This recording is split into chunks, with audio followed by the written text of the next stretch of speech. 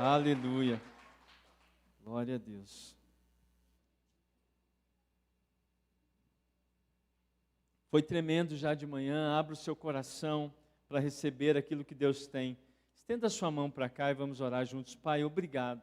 Nosso Senhor, acima de tudo, já te agradecemos, Pai, pela graça, pela palavra liberada, Senhor, pela unção, o discernimento que o Senhor já manifestou, Senhor, sobre a vida da Jô. Senhor, já tocou a igreja, Senhor, que venha da parte do Senhor uma porção única e específica para esse culto da noite. Pai, nós te louvamos e te agradecemos, abençoamos, honramos a vida da Jô por quem ela é no Senhor nessa casa, em nome de Jesus. Aleluia. Amém. Amém. Glória a Deus. Só abrir minha água aqui.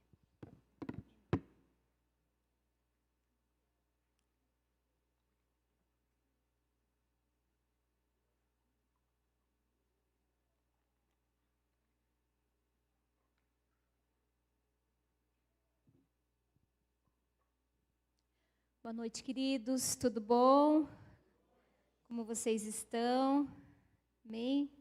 Pela manhã, a Sabrina cantou um trecho da música da Ludmilla, que o Senhor entregava unção de ousadia, unção de conquista. Amém? Glória a Deus. Eu creio que assim é o reino de Deus. E eu sei que o Senhor tem nos feito avançar. Amém? Para o propósito dele. O Senhor tem falado muito comigo, na verdade, isso que eu queria compartilhar com vocês é algo que o Senhor compartilhou comigo e tem testificado no meu coração a respeito da vontade dele. E eu gosto muito do norteador da palavra profética, porque ela realmente nos aponta um destino. E foi tão forte hoje, depois da palavra, as meninas vieram compartilhar as impressões que elas tiveram desde manhã.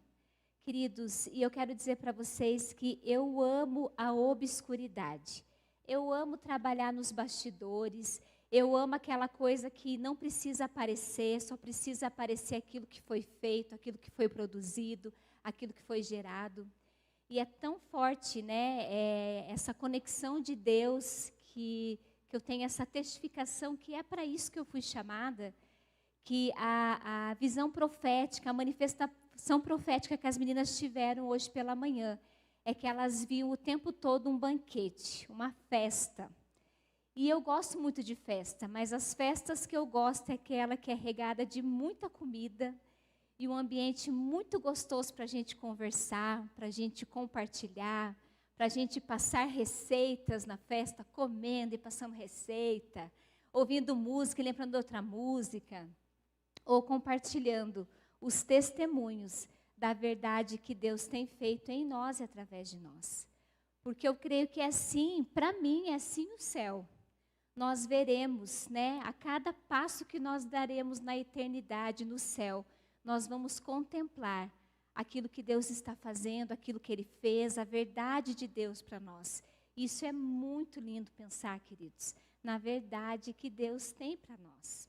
Porque isso aqui é uma passagem, amém? Se você não entende ainda o que é o caminho da eternidade, entenda que tudo que você tem vivido aqui é só um tempo, é só uma passagem.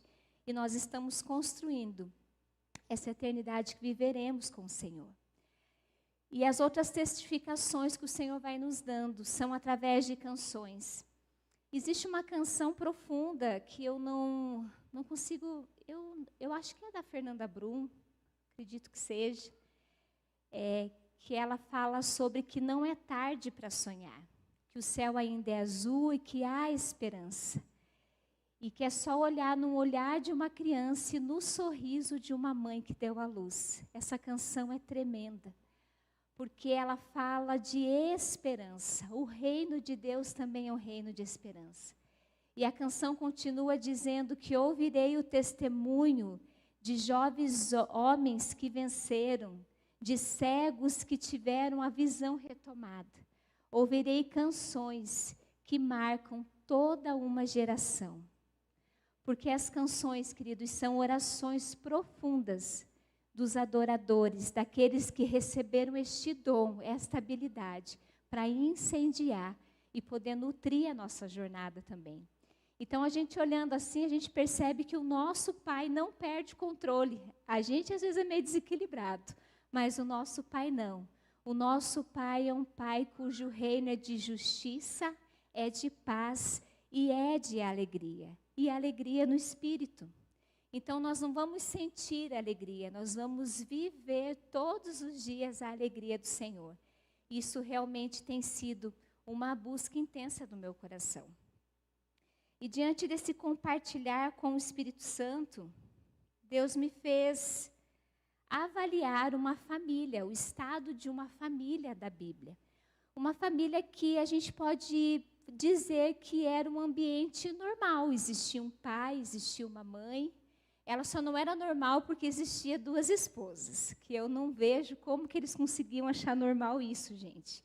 O cara casa com uma, depois casa com outra, meu Deus do céu, aquele monte de filho, de repente não sabe da qual mulher que é aquela filharada, porque era assim, né, nos tempos bíblicos, nessa cultura. A cultura antiga, do Antigo Testamento, era bem desafiadora para os dias de hoje mesmo. E essa família era uma família que cumpria o propósito, subia, né, a Siló, render adoração a Deus, fazer seus sacrifícios por conta dos seus pecados, e a vida seguia de uma forma natural. E dentro dessa família, né, com essas 2 mulheres, a gente também vê um ciclo que se repetia. Era o ciclo de que quando a pessoa casava com 2 esposas, uma era estéril, uma não podia ter filho, a outra tinha filho, jogava na cara da que não tinha filho. Aquela treta toda, queridos, não é diferente dos dias de hoje, porque gente é gente em qualquer tempo, amém? Então, a gente pode realmente pensar o mal, pode encher nosso coração de intrigas e viver uma vida totalmente no plano carnal, no plano natural. Então, vamos dar uma visitadinha aqui nessa família, que é em 1 Samuel, a família de Eucana, a sua esposa, Penina, que o seu nome significa uma pérola preciosa, uma mulher com muita feminilidade e uma mulher com muita pureza. E a outra esposa ali de Eucana, em 1 Samuel, é a Ana, que provavelmente foi a primeira esposa dele. E Ana, como, né, muitos já sabem, significa cheia de graça, o seu símbolo, o seu decreto para esse nome, uma mulher cheia de graça. E, de repente, a gente vai ver essa estrutura familiar ali começando, desde o começo ali, explicando a família de Samuel, falando sobre que Eucana ia todos os anos a Siló adorar ao Senhor e levava sua esposa Ana, cuja não tinha filhos, e sua esposa Penina com seus filhos. E nesse ambiente, né, conturbado, por quê? Porque elas passavam o tempo todo se provocando. Penina lembrando Ana que ela não tinha filhos e que ela tinha muitos filhos. E, de repente, numa certa hora, Eucana até fala por que a Ana estava chorando, né? O que estava acontecendo, se ele não era melhor para ela do que 10 filhos. Isso nos faz entender que talvez Penina tinha 10 filhos, né? Então, vamos fazer umas contas aqui comigo? Se Penina tinha 10 filhos, né? A média aí de uma gestação para outra, 1 ano e 6 meses, vamos jogar aí 2 anos. Provavelmente, Ana estava há mais de 20 anos esperando para ter um filho. Gente, é espera pouca para vocês? Para mim é bastante. 20 anos esperando para viver um plano natural. Porque Penina, no natural, ela era uma mulher próspera. Olha o que significava o nome dela, olha o que simbolizava realmente o papel de Penina. E ela era uma mulher próspera porque estava dando muitos filhos a esse marido. Mas ela não se sentia amada por esse marido. E esse era o motivo pelo qual ela provocava Ana. Por outro lado, Ana era muito amada por Eucana, porque a palavra de Deus relaciona isso. Eucana amava Ana.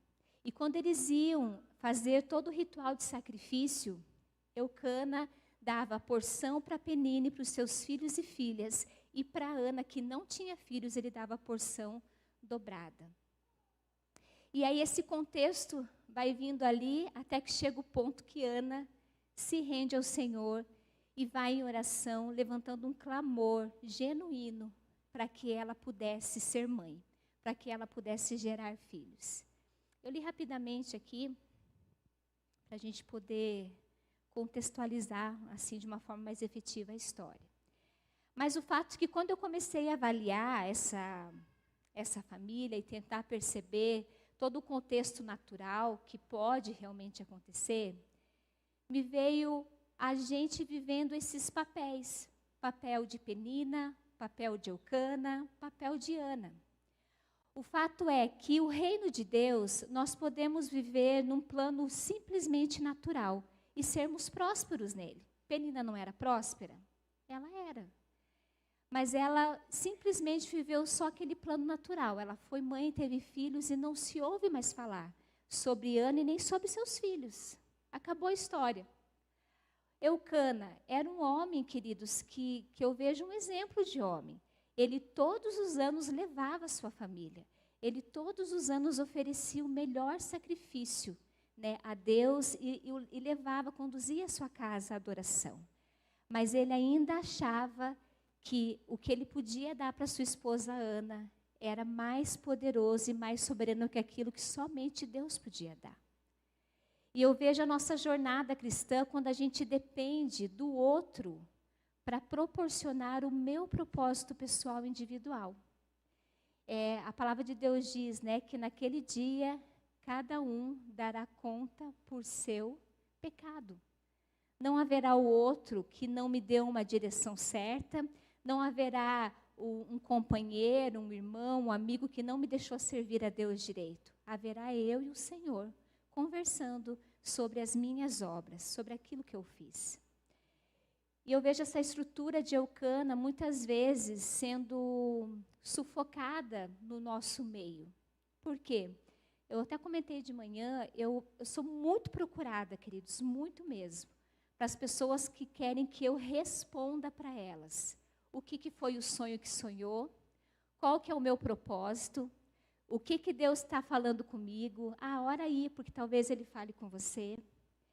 E o fato que o Senhor sempre tem dado graça de Deus, graça mesmo de Deus, para usufruir de uma estratégia profunda que eu vejo Jesus vivendo na terra. A estratégia da pergunta.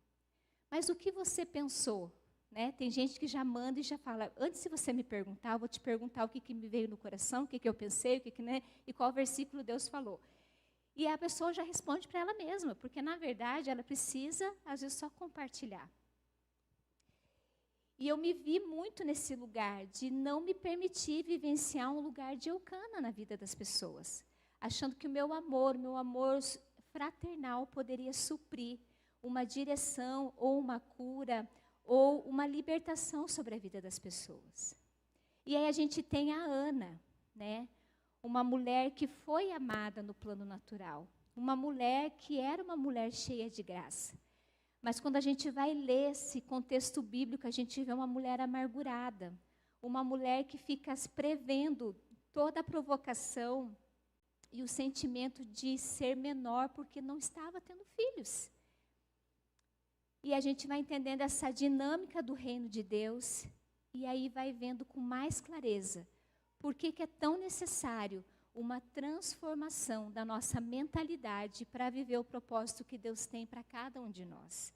Eu gostaria que vocês abrissem a palavra de Deus em Romanos 12, 2. Queridos, pela manhã as meninas viam o Senhor entregando bandejas para as pessoas se servirem no banquete. E cada um era livre para se servir daquilo que queria. E eu amei essa visão, né? Porque talvez eu falaria de uma forma meio parecida. Pega seu prato e serve o que você quiser. Mas Deus entregou bandeja, Deus não entregou prato, amém? Então é para encher mesmo. Então que o Senhor te desperte, queridos. Eu falo realmente calma, sim. eu falo manso, é o meu jeito e eu não vou mudar, sabe por quê? Porque Deus me fez assim. E eu até cheguei a pensar em submeter tudo isso ao Valdeir, ao pastor Sérgio, ao pastor Júnior, né, para trazer um negócio mais, mas o Senhor não. As pessoas precisam aprender a sentir fome e buscar aquilo que realmente interessa para elas, amém? Amém? Glória a Deus. Então vamos lá. Vamos entender um pouco aí dessa questão da nossa mente, para vivenciar a vontade de Deus. Então Romanos 12, 2, ele nos diz aqui: não se amoldem ao padrão deste mundo, mas transforme-se pela renovação da sua mente, para que sejam capazes de experimentar e comprovar a boa, agradável e perfeita vontade de Deus. Então, eu não vou conseguir viver a boa, agradável e perfeita vontade de Deus se a minha mente estiver fixa num plano natural, pensando só naturalmente nas coisas. Por exemplo, Penina, o único propósito de ser mãe era mostrar que ela podia ser mãe e a outra não podia. Agora, queridos, ser mãe, gerar filho, ele deve ser esse único propósito? Nós, conhecedores da palavra de Deus, quando a gente olha os nossos filhos, a gente fala, eu quero que meu filho seja uma pessoa que conquiste, eu quero que meu filho seja uma pessoa que avance, eu quero que meu filho seja uma pessoa que se torne conhecido pelo amor, pela graça de Deus, por aquilo que realmente ele representa, que ele seja um diferencial aonde ele está. E assim a gente vai falando, de repente, uma idade o filho quer ser um médico, outra idade ele quer ser advogado, outra idade ele quer ser gari, porque tem criança que quer, porque, gente, fala sério, é muito massa ficar correndo atrás de um caminhão. Eu acho, pelo menos, né? Ainda mais os agitados. Eu lembro de um menino daqui da igreja que falava que ele queria trabalhar de lixeiro. Falei, mas por quê? Não, porque eles correm muito, eles sobem no caminhão. Gente, pensa, é uma aventura aquilo. Mas por quê? Mas o que ele queria? Ele queria aventura, ele queria sentir realmente a adrenalina do trabalho, né, daquela coisa gostosa. Porque criança é assim. Então eu vejo que quando a gente cria os nossos filhos, né, quando a gente tem os nossos filhos, a gente deseja o melhor para os nossos filhos. Mas a nossa querida amiga Penina, ela estava só no plano natural. O único propósito de ter mais um filho era provar que ela podia ter filhos. Isso é muito pouco diante daquilo que Deus tem realmente para gerar em nós, através de nós. Então, por isso que a renovação da nossa mente, ela precisa ser uma coisa contínua. Tem um filme do Príncipe Caspian, não sei se alguém conhece, da Crônicas de Nárnia. Poucas pessoas leram o livro, né? Então, estou citando o filme porque eu sei que poucas pessoas leram. Mas, num determinado momento daquele filme, o Eustáquio, aquele primo bem querido, né, daqueles irmãos, ele coloca um bracelete amaldiçoado no braço e ele se transforma em um dragão. E ali começa a se debater naquela coisa que ele se transformou, por ele ter colocado a mão e prendido algo amaldiçoado sobre a caminhada dele. E quando Aslan se encontra com ele, que é o leão, lendo, gente, é muito emocionante. A gente estava vendo com o Valdir há pouco tempo isso. Eustáquio chega para Aslan e ele começa a raspar aquele couro daquele dragão para tentar tirar aquela estrutura daquele dragão que estava sobre ele. E daí Aslan, ele fala assim no livro: eu consigo te ajudar, mas para isso eu vou ter que colocar as minhas garras em você e puxar com todas as forças, até que essa criatura saia de você e você seja quem você foi determinado para ser. E muitas vezes a renovação da nossa mente, ela vive muitas fases. E uma das fases profundas é essa fase da cura, aonde o Senhor vem e arranca de nós essas mentiras que foram sendo encalacradas na nossa personalidade. O fato é, queridos, que infelizmente nós temos uma cultura que idolatra uma estrutura de orfandade, uma estrutura de não merecimento, uma estrutura de que realmente eu não sou digno tão assim, que eu preciso agradar, ou uma estrutura profunda de uma mentalidade de rejeição na agressividade, que eu preciso brigar mesmo, que eu preciso me render a uma ideologia, seja qual for, que eu possa me corresponder com ela, para que eu me defenda. Isso tudo não tem nada a ver com a filiação do Pai. E são essas estruturas, essas renovações, essas coisas que ele fala aqui, não se amoldem com as coisas desse mundo. Ele não traz ali coisas que talvez nós determinamos como esse pecado é feio, esse pecado é mais ou menos. Ele traz uma estrutura de mentalidade do mundo que a gente precisa se libertar. Então, a primeira forma de eu encontrar o meu propósito, aquilo para qual Deus me chamou, é entender que ele só é possível ser vivenciado quando eu entender que a minha mente precisa ser renovada para que eu viva esse propósito. A outra coisa que é profundamente assim, que eu acho que a gente precisa ter muita convicção em Deus, é a respeito dos planos de Deus para nós. Em Jeremias 29:11, fala assim: porque sou eu que conheço os planos que tenho para vocês, diz o Senhor, planos de fazê-los prosperar e não causar dano, planos de dar a vocês esperança e um futuro. Queridos, Jeremias está falando com o povo num período onde eles estavam sendo escravizados. E um pouco antes, ele traz ali uma direção de Deus.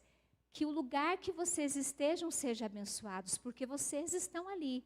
Então, casem-se, plantem, construam, mas ainda o ambiente era um ambiente babilônico, era um ambiente contaminado. Mas o que Jeremias faz ali? Ele traz uma palavra, um decreto de Deus, viu? Apesar daquilo que está se vendo no exterior, confie, porque eu sou o dono do futuro. Eu sou aquele que esperança o teu futuro. Eu sou aquele que digo que talvez aquilo que você está vivendo hoje não é aquilo que você vai viver sempre. E há um lugar em mim que você pode buscar essa esperança. O terceiro passo que eu coloquei aqui como um passo importantíssimo para que a gente entenda e discirna o propósito de Deus para a nossa vida, é um lugar de entender a obediência e o amor. Está em João 14:15.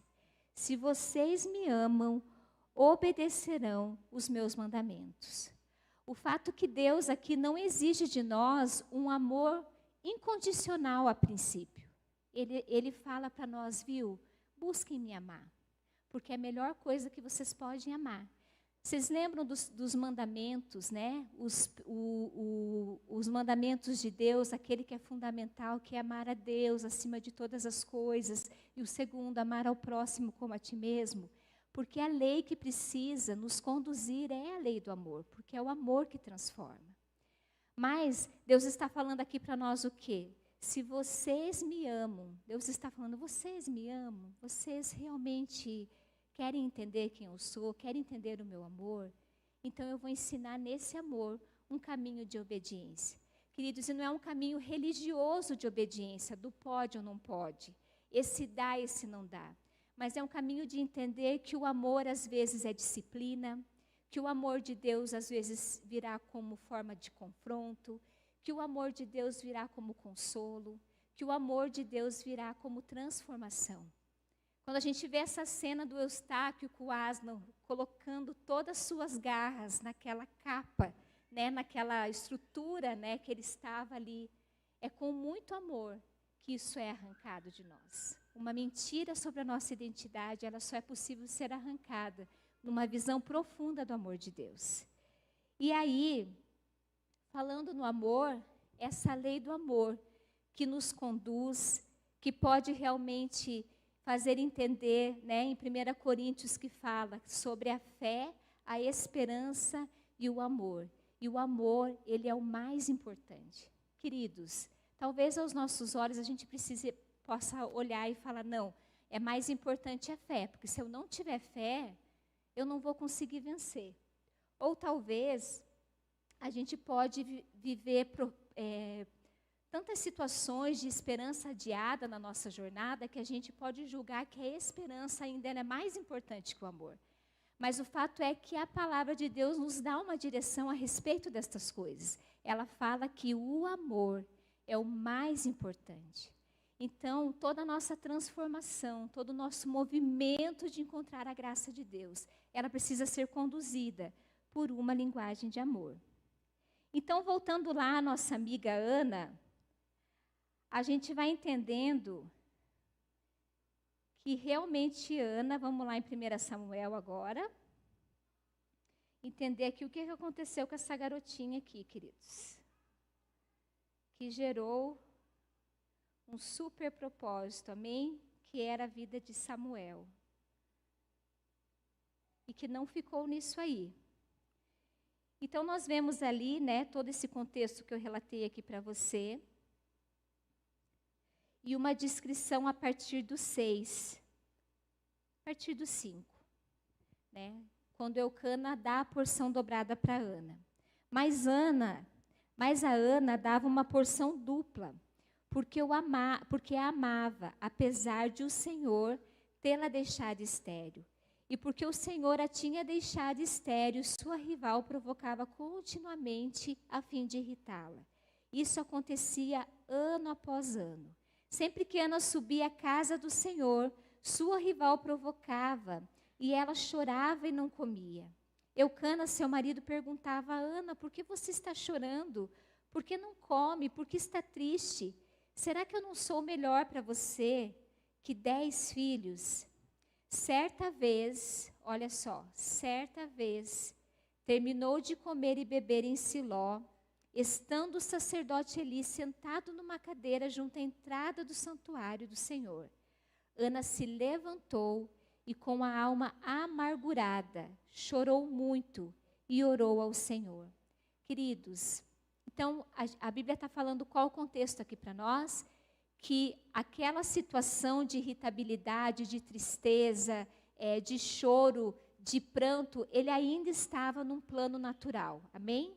Por quê? Porque estava tudo acontecendo e ela não se movimentava. Ela ainda ficava ali próxima ao seu marido, que sempre agradou, que sempre deu de tudo para ela, esperando que viesse algo a partir dele.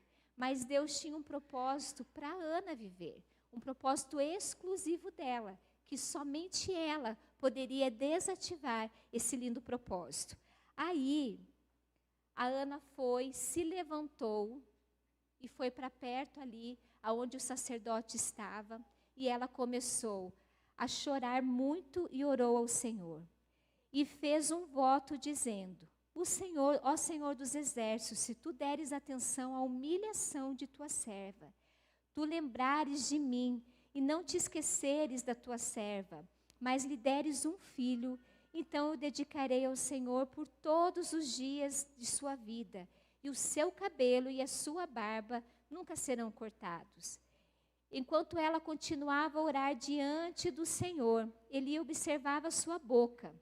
Como Ana orava silenciosamente, seus lábios se mexiam, mas não se ouvia sua voz. Então Eli pensou que ela estava embriagada. E lhe disse: Até quando você continuará embriagada? Abandone o vinho. Ana respondeu: Não se trata disso, meu senhor. Sou uma mulher muito angustiada, não bebi vinho, nem bebida fermentada.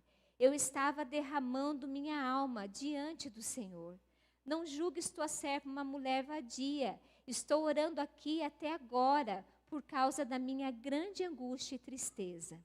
Ele respondeu: Vai em paz, e que o Deus de Israel conceda a você o que pediu. Ela disse: Espero que seja benevolente com tua serva. Então ela seguiu seu caminho, comeu, e o seu rosto já não estava abatido. Queridos, quando Ana se movimentou para orar, para viver a vontade de Deus, algo mudou dentro dela. Algo mudou, algo se revelou para ela mesma, que ela poderia viver um pedido único, exclusivo, sem escândalos, sem chamar atenção, mas só ela e Deus para viver o propósito maior, que era gerar filhos, que era gerar que seja um filho. E naquele tempo ali, o que ela fez com essa criança? Primeiro, né, gente, vamos abrir uma aspa aqui, gente. Primeiro que ela falou que o menino não ia cortar o cabelo nem fazer a barba. Gente, é uma sacanagem, né? Fala sério, né? Eu fico pensando, quando ela ia visitar essa criança, mãe, está tudo despontado isso aqui. Você foi fazer aquele voto? É lógico que ele não fazia isso, né, gente? Mas eu faria isso com certeza. Né? Ia falar para Deus, olha aqui, mãe, do jeito que está meu cabelo, porque você foi, né? Renuncia esse voto. Mas o voto tinha a ver com um símbolo sobre santidade, sobre ser separado para Deus naquela época. E aí Ana foi orando. De repente, queridos, ela está no auge ali do clamor dela, pedindo para Deus, derramando toda a dor dela, todos esses anos de espera diante do Senhor.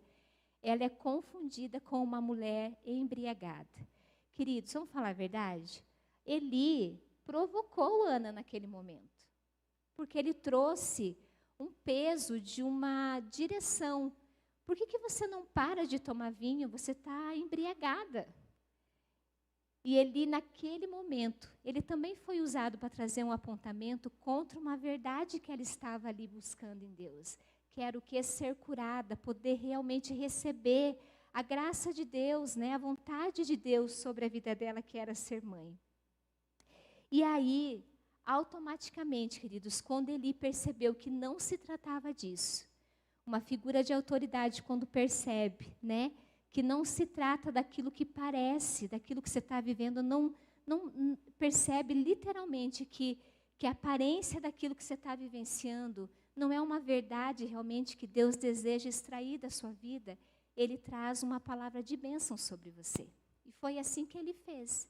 Ele abençoou Ana e falou, olha, vá em paz, que o Senhor conceda. Ele não perguntou para ela o que você está pedindo, o que você está falando aí com Deus. Ele confiou que se não era embriaguez aquele comportamento dela, era uma mulher que verdadeiramente estava se derramando na presença de Deus. E ele trouxe uma cura de uma visão correta, né, que Eucana não conseguiu produzir ao longo da jornada deles, que era uma figura de direção, alguém que estava representando Deus naquele lugar, dizendo, vá, eu quero te abençoar. Eu quero realmente dar aquilo que você está pedindo. Só que quando nós vamos encontrando esse propósito de Deus, o nosso chamado, coisas externas precisam mudar. Porque Ana mudou depois daquilo. Ela rapidamente comeu, ela rapidamente seu rosto ficou diferente e ela parou de caminhar como uma mulher vítima de uma história daquela que não gerava filhos. E eu vejo, gente, a nossa jornada cristã, acredito que todos que estão aqui são cristãos, né, já convertidos há algum tempo. A gente, por conta da religiosidade, a gente sempre é levado a pensar naquilo que a gente não é e naquilo que a gente não tem. Por que às vezes alguém se converte e de repente vive uma revolução profunda na sua jornada e se manifesta e evangeliza e vai com tudo? Porque ele sabe de onde saiu. Às vezes a gente está na igreja há tanto tempo que a gente esquece de onde o Senhor nos tirou. Que a gente esquece que a culpa era nossa. E que alguém morreu por nossa culpa. E que nós precisamos revelar que eu estou aqui porque eu sou perdoada por alguém maior do que eu. E aí Ana se levanta naquela jornada ali dela, come, bebe, e ainda dá só mais uma dica ali, né, para Eli. Que ela espera mesmo que a bondade de Deus encontre ela. E ela segue o caminho. Então, depois eles foram para a casa deles, né? E a Bíblia fala que Ana teve relação com seu esposo. E ela engravidou de Samuel. E a partir daí, começa uma nova jornada quando a gente encontra o propósito de Deus. E nós estamos caminhando dentro desse propósito de Deus. Então, o Senhor colocou no teu coração que você deveria fazer algo para Ele, que Ele quer uma parceria com você para que você execute algo em Deus. Aí, você começa a ser provado no controle a respeito daquilo que Deus te entregou. Queridos, Ana foi tão curada, que aí, quando eu comecei a ler isso daqui, eu falei, gente, essa mulher, ela realmente foi transformada. Porque, olha, os filhos de Eli eram os sacerdotes que conduziam os rituais do templo naquela época. E eles já eram bem mal falados por conta da postura deles. Eles tinham uma postura extremamente carnal para aquela época. Só que mesmo assim, Ana orou e entregou esse filho já para Deus. E a partir do momento que ela ganhou Samuel, ela só falou algo para o seu esposo e depois para ser comunicado ao sacerdote. Quando essa criança desmamar, eu subirei a Siló e entregarei ela para ela servir 100% na condução ali do tabernáculo, da orientação ali, pela qual ela tinha estabelecido, que tinha colocado no coração dela. Só que assim, de repente você está vivendo o teu propósito, você está vivendo aquilo que Deus tem para você, e às vezes você se enche de controle por aquilo. Você acha que aquilo é seu. E aí você tem uma dificuldade de entregar aquilo que Deus confiou a você. E quando a gente olha para Ana, ela desmamou o seu filho e foi e entregou o seu filho para Eli. Gente, Eli era o pai. Ele era um homem bom e justo, mas ele era permissivo. Ele permitiu realmente aquele processo dos filhos dele de pecarem contra o Senhor e realmente não fez nada. E por isso veio um juízo de Deus sobre a casa de Eli. Mas ainda assim, Samuel ficou com Eli. E sabe qual que é a graça de Deus com isso? A confiança dessa mulher em entregar seu filho, sabendo que talvez poderia ser o único filho que ela tivesse mesmo. E ao deixar esse menino lá, Ana toma uma atitude. Todos os anos ela subia a Siló e levava uma túnica nova para aquela criança. Sabe por quê? Quando a gente vive dentro do propósito de Deus, que a gente entende que é Ele que nos entregou, que nós estamos nos movendo dentro do chamado de Deus na nossa vida, nós permanecemos como mordomos, zelando pelo propósito de Deus. Zelando e cuidando ali. E ela aí levava uma túnica nova, entregava ao seu filho, via o menino e depois voltava para casa. E no outro ano ela ia de novo levar uma túnica nova.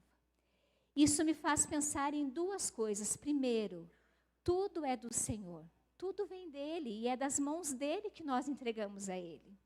E a outra coisa é que se eu acho que aquilo que eu faço para Deus é meu, eu já estou perdida nesse caminho. Eu estou apta a corromper, sabe por quê? Porque a fertilidade sobre a vida de Penina era Deus quem deu. Aquela mulher, ela era fértil porque Deus a fez fértil. Aquela mulher podia ter muitos filhos porque Deus deu a ela essa condição de ser mãe de muitos filhos. Mas ela tomou posse para ela dessa verdade. Isso fez com que ela permanecesse vivendo num plano só natural. E a outra coisa que eu vejo dentro dessa jornada de aprender a sermos mordomos daquilo que o Senhor nos entrega, é que nós podemos todo ano, fazendo talvez aquilo que nós temos fazendo para o Senhor, inovar, pensar em coisas novas, avançar no reino de Deus, continuar crescendo. Queridos, e o reino de Deus, ele não tem uma separação. Para mim não tem. O reino de Deus é o reino de Deus. Eu posso estar trabalhando num emprego e manifestar o reino de Deus no meu emprego. Aliás, hoje de manhã eu compartilhava com o pessoal que uma das visões que eu acho mais surpreendente do povo judeu, dos judeus, é que eles acreditam que eles foram chamados por uma missão única e verdadeira, que é revelar a Deus em tudo aquilo que eles fazem. Então, eles querem ser os melhores comerciantes, os melhores médicos, os melhores advogados, os melhores engenheiros. E nós vemos, querido, muitas coisas que são conquistadas em muitas áreas, que são a partir de Israel. Todo um sistema de tecnologia é a partir de Israel, porque essa verdade é muito impregnada na jornada deles. Eu creio que Deus deseja que a gente pense assim, que a gente todo ano pense, Senhor, estou fazendo algo para o Senhor aqui. Senhor, eu posso fazer mais? Senhor, é tempo de eu passar para que outra pessoa faça, para que eu continue caminhando aqui, né? Para que eu continue avançando aqui. Se o reino de Deus precisa avançar, é possível o reino de Deus avançar a partir da minha jornada, do meu comportamento? E aí a gente vai entendendo a forma que esse pai tão amoroso fala conosco. E Ana, então, permanece nessa linda jornada de levar a túnica para o seu menino, e chega um momento em que ela é abençoada. E a bênção de Ana vem porque ela se torna mãe de mais 3 filhos e 2 filhas. A Bíblia faz questão de dizer o sexo dessas crianças. Ela faz questão de deixar de escrito, dizendo assim, olha, ela realmente prosperou, ela entregou 1 e ela recebeu 5, para que o Senhor confiou nela, olha, você me entregou a tua primícia, e eu confio 5 filhos, para que você crie, para que você desenvolva, para que você os toque, para que você os conduza naquilo que eles têm para viver, dentro do reino de Deus, da vontade de Deus. E, queridos, eu gostaria de gastar um tempo maior orando com vocês, porque eu creio que faltou de manhã esse tempo. Porque uma das convicções que eu tinha, que eu precisava compartilhar, isso que Deus compartilhou comigo, foram algumas visões que eu tive durante esses dias, em que essa palavra ficou sendo semeada no meu coração. E o Senhor me mostrava uma visão de um útero para gerar a vontade de Deus e o propósito de Deus. Um útero que realmente vai gerar aquilo que talvez o teu coração anseia. Ou talvez esse útero vai gerar um anseio. Amém? Porque às vezes você tem tanta vontade de viver algumas coisas, mas não vê uma forma de viver. Talvez o teu problema seja não ter vontade de viver nada. E eu creio que, gente, há uma porção específica para cada um de nós vivermos. E a segunda coisa foi quando o Senhor me falou que Ele está levantando um exército de profetas do amor na terra.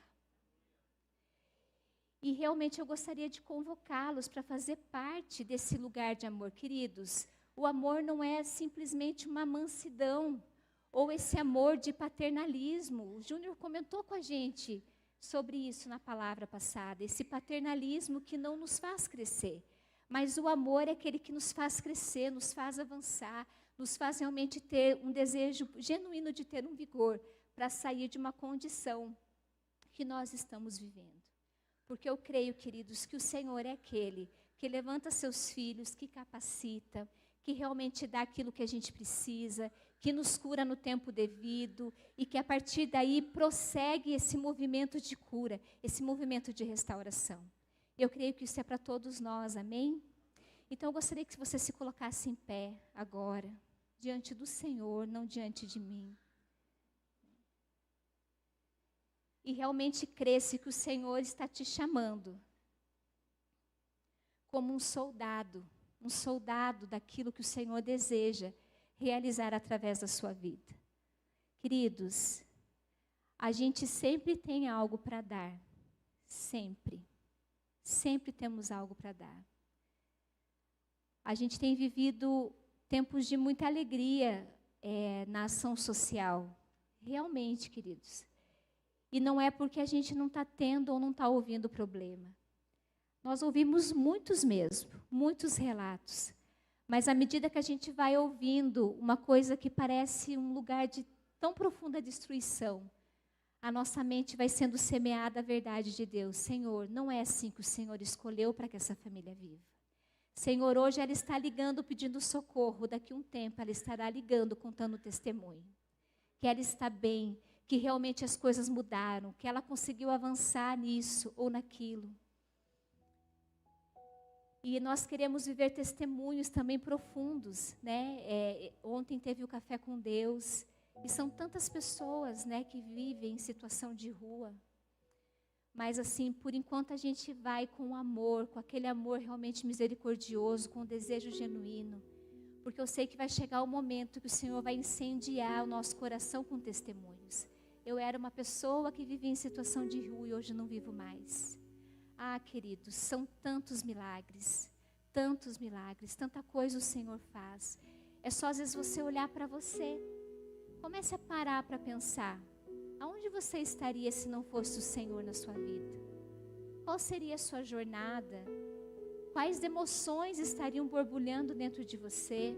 Como estaria o teu equilíbrio emocional? Como estaria a sua saúde física? Como estaria você se você não tivesse essa família da igreja, que também não é perfeita? Nós vemos aqui um exemplo de uma boa família, mas não era uma família perfeita. Aonde estaríamos se não recebêssemos do Senhor a missão de amar e nos capacitar a amar? Queridos, o amor incondicional. Eu estava falando com algumas pessoas esses dias. Ele seria maravilhoso se nós recebêssemos o amor ágape verdadeiro e nos movesse o tempo todo por esse amor verdadeiro. Só que não é possível para nós por conta da nossa humanidade. Mas há momentos que esse amor ágape nos encontra e que nós agarramos nele e falamos: Senhor, eu quero amar como o Senhor ama. Eu quero realmente me dedicar como se fosse o Senhor fazendo. Eu quero dar o meu 100%. Queridos, a gente recebe muita ajuda em casa dos nossos filhos, eu e o Valdir, nas atividades da casa. E eu lembro que quando eu vou comentar com alguém isso, a pessoa fala assim para mim: mas eles fazem direito? Né? E a minha resposta é sempre assim: eles fazem o 100% deles. E eu vejo Deus falando isso para mim muitas vezes: Senhor, eu sei que eu preciso melhorar. E Deus, Ele fala para mim: filha, mas nesse momento foi o que você conseguiu e foi teu 100%. Você acha que Deus sabe, gente, que a gente precisa melhorar? Ele sabe muito mais que a gente, Ele sabe até onde precisa melhorar. Mas eu creio nesse Pai amoroso que fala assim: viu, foi teu 100%, você vai crescer.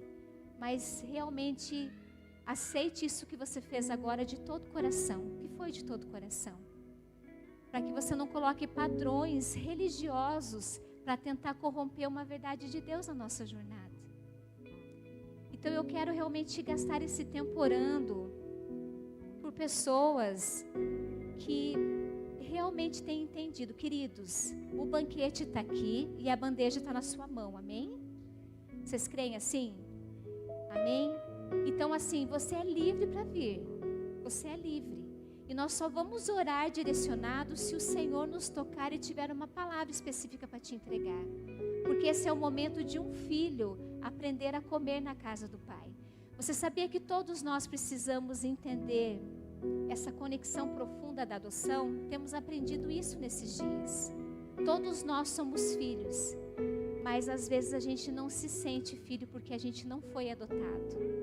E o fato de eu não me sentir adotado por Cristo é porque talvez eu ainda estou vivendo fases de libertação da orfandade.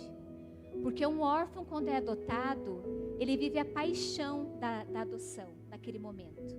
Ele vive a maravilha: ganhei uma família. Mas logo começa a vir as impressões desse órfão: será que eu vou ser abandonado? Será que eles vão conseguir me amar mesmo? E começa a entrar o período de teste de rebelião.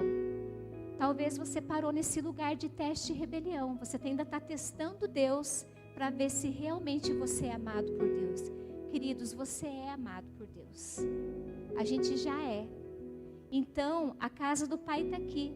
Na casa do Pai a gente abre a geladeira. Na casa do Pai a gente abre o armário.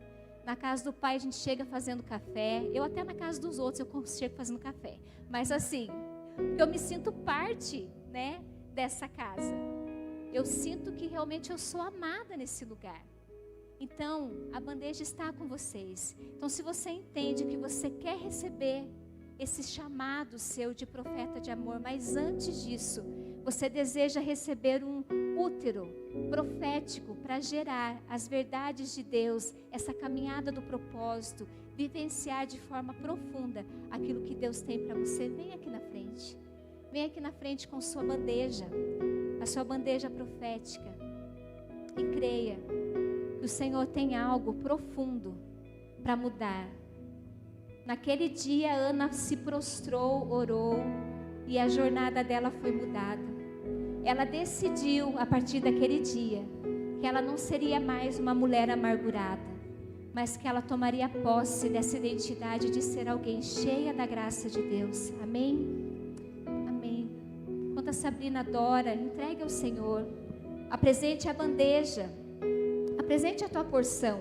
O que você trouxe na bandeja para Deus sobre os seus pedidos.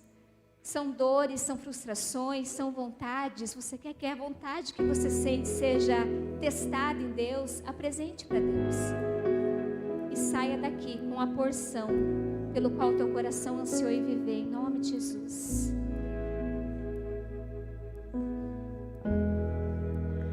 Desde o ventre me conheces, Tu me escolhestes para ti. Por moedas de prata eu te vendi, e mesmo assim se entregou por mim, Redentor. Teu amor me libertou de mim, e agora vivo enfim.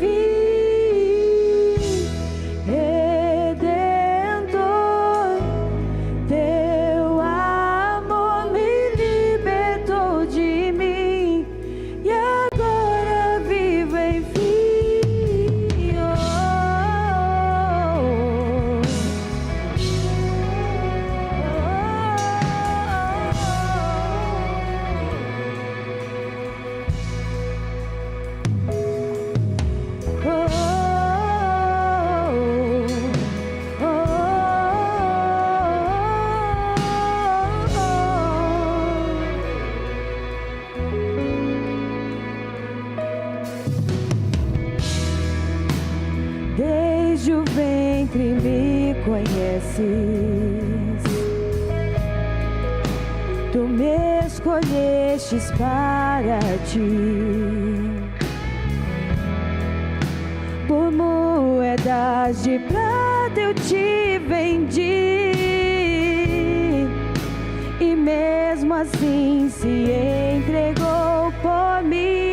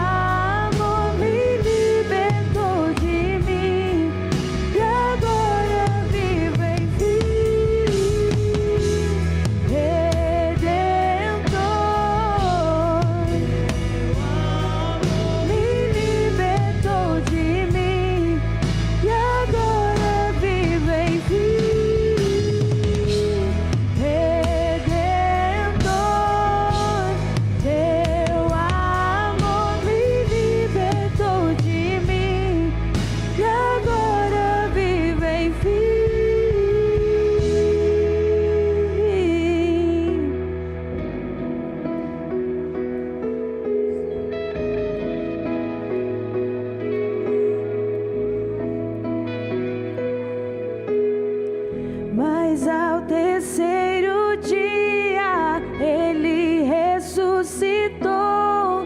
A culpa que era minha ele em si levou. Mas ao terceiro dia ele ressuscitou. A culpa que era minha ele em si levou. Mas ao terceiro dia ele ressuscitou. A culpa que era minha ele em si levou. Mas ao terceiro dia ele ressuscitou. A culpa que era minha.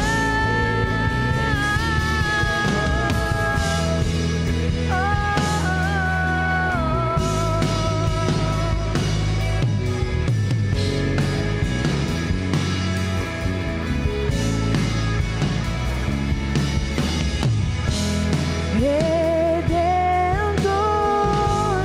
teu amor me libertou de mim, e agora vivo enfim. Redentor, teu amor me libertou de mim, e agora vivo enfim.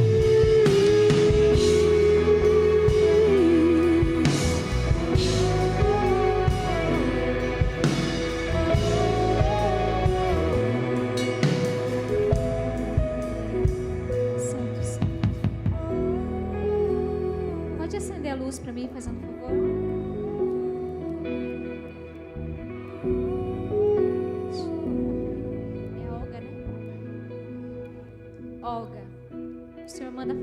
para você.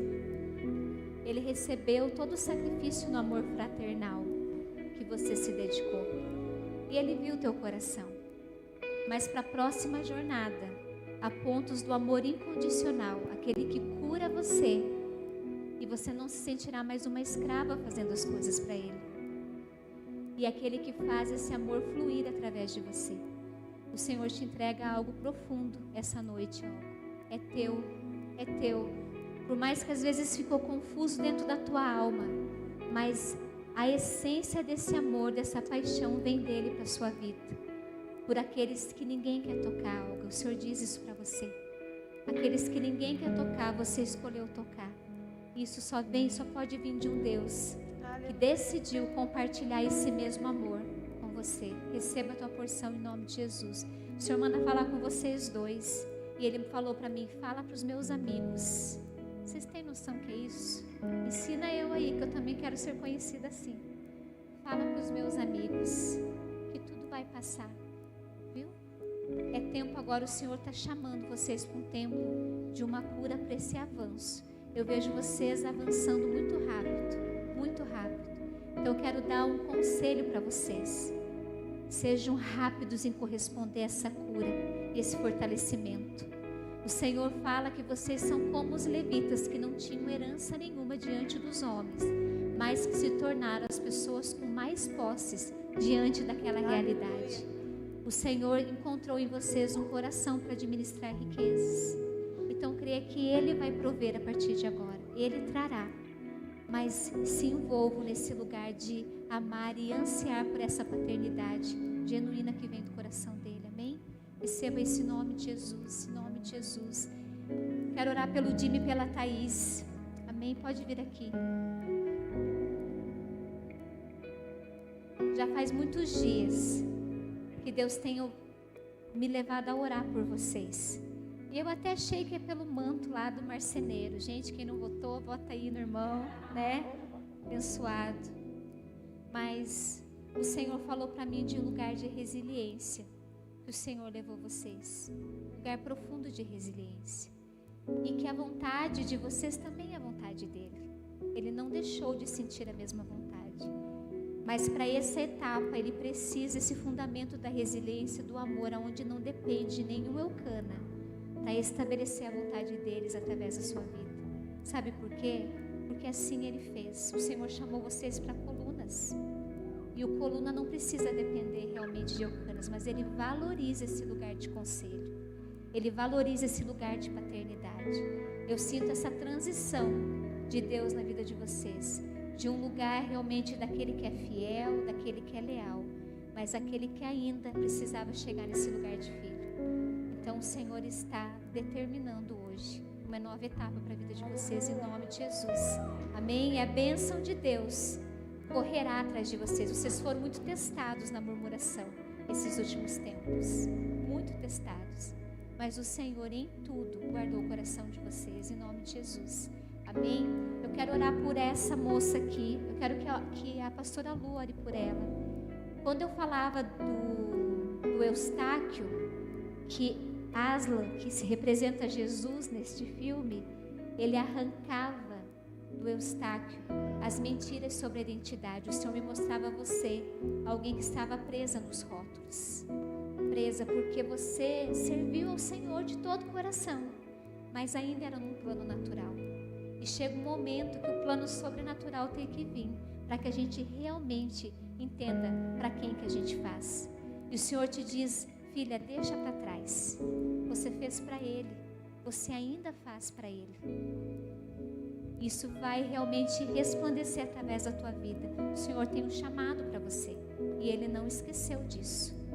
Então fique firme, deixa Ele arrancar toda a casca dura aí, para que você viva a liberdade que o teu coração anseia. Sabe o que é essa dor que você sente?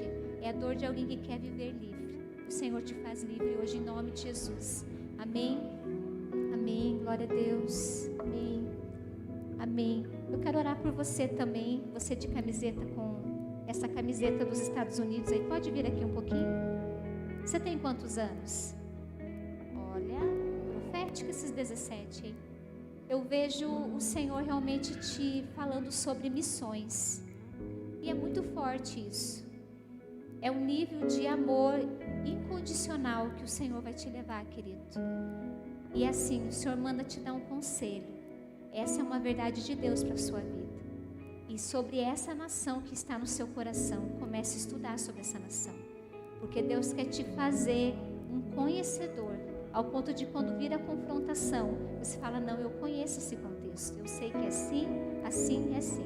A parte de Deus é testificar que Ele tem um chamado em missões para você.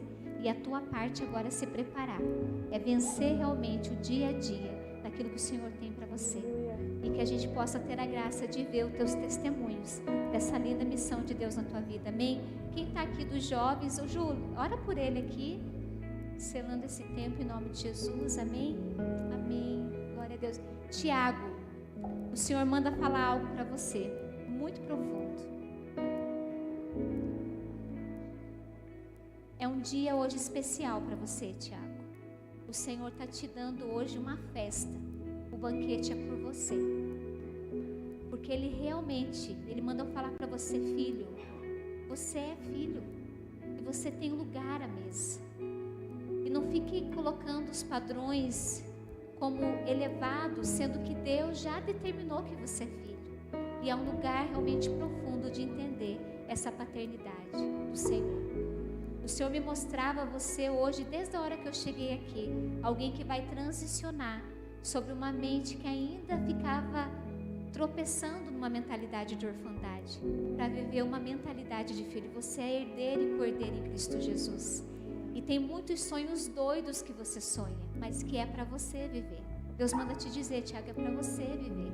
E Ele tem aberto realmente profético na sua vida, para você vivenciar uma vida no sobrenatural. O Senhor tem uma vida sobrenatural para fazer na tua jornada em nome de Jesus. Amém? Amém. Eu vou orar por você. Amém. Carla e o Everton. Amém. É uma nova etapa também. Viu? É uma nova etapa. Essa semana nós nos encontramos online. E é uma nova etapa. Eu vejo realmente o Senhor colocando vocês para ser mais um exemplo. Vocês são um exemplo do amor incondicional através da vida do Bernardo. E é por isso que vocês foram chamados para liberar mais amor. Há pessoas esperando esse amor que já está em vocês, viu? Ele vai aperfeiçoar vocês. Ele vai aperfeiçoar. Tenho certeza disso. A forma que vocês amam hoje não vai ser como vocês amam amanhã. Creio nisso. O amor, eu vejo o amor crescendo. E vocês assim, ó, numa roda, sendo alimentados por esse amor incondicional em nome de Jesus. Amém? Amém? Quero orar por todos, amém, Pai? Obrigada, Senhor. Obrigado, Pai, porque é a Tua vontade, é a Tua palavra, é o agir profético do Senhor. Pai, obrigado por participar do banquete, da festa, Senhor, da festa do Senhor. Pai, eu creio, Senhor, que ninguém que veio aqui com sua bandeja voltará com ela vazia. Voltará, Pai, com vontade, Senhor, de comer, Pai, uma coisa que não pegou. Por isso, Pai, eu peço para que os Teus filhos, Pai, tudo aquilo que eles ansiarem de resposta no Senhor, sobre a vontade do Senhor, sobre o propósito do Senhor, encontre o coração deles, Pai, essas respostas.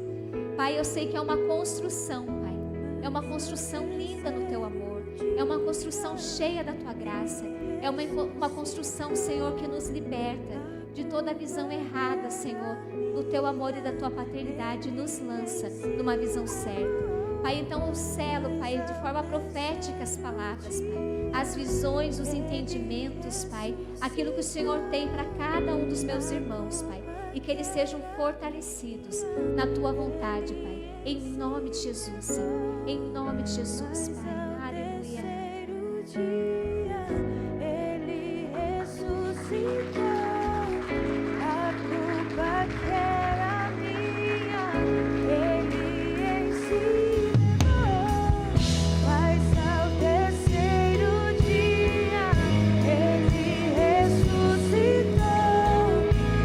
Coloque as suas mãos em posição de receber. Que a graça do Senhor e Salvador Jesus Cristo, o amor do nosso Deus e Pai e a mais doce comunhão do Espírito Santo esteja sobre a sua vida, sobre a sua casa e sua família nesse